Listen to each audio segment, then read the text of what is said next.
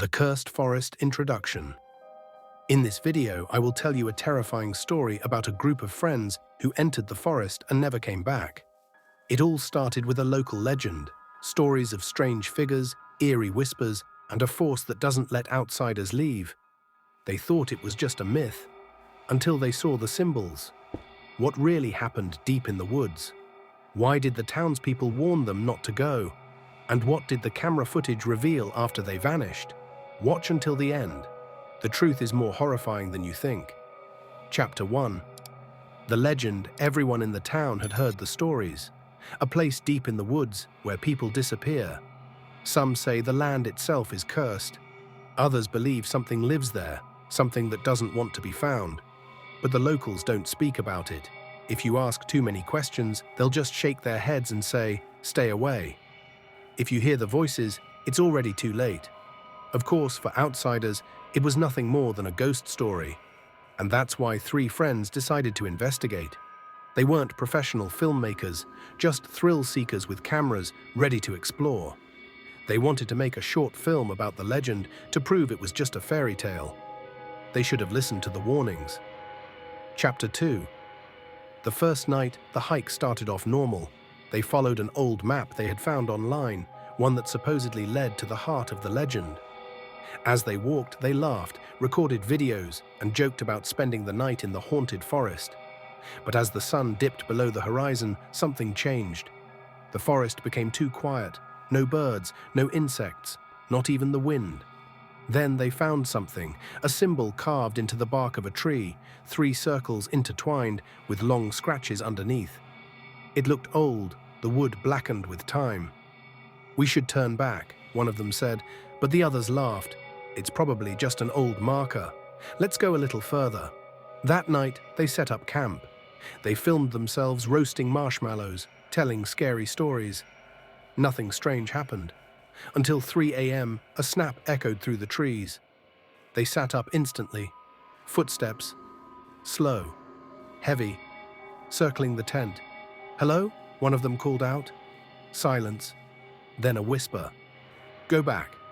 It came from right outside the tent. Chapter 3. The path that doesn't exist. The next morning, they found footprints around their campsite, but not normal ones. They were barefoot, with long, sharp toes pressing deep into the mud. Something had been watching them all night. Shaken, they packed their things and decided to head back. But there was one problem. The path was gone. The way they had come in, where they had walked just yesterday, was now nothing but an endless wall of trees. No trail, no markings, no way out. They checked their GPS, no signal. They checked their compass, spinning in circles. No matter which way they walked, they kept ending up back at the same spot. The tree with the strange symbol.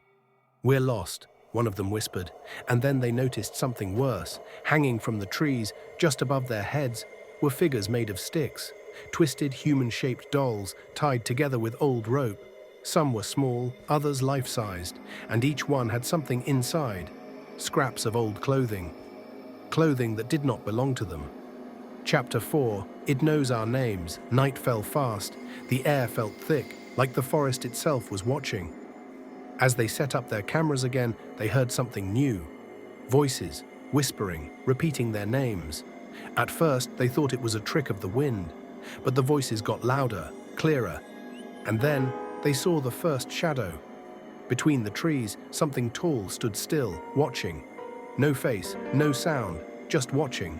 When they shined their flashlight, it was gone. That night, one of them disappeared. No screams, no struggle, just gone. They searched for hours, calling his name. And then, just before dawn, they found his backpack, hanging from a tree 30 feet up. Chapter 5. The final footage. The next morning, they were too exhausted to run.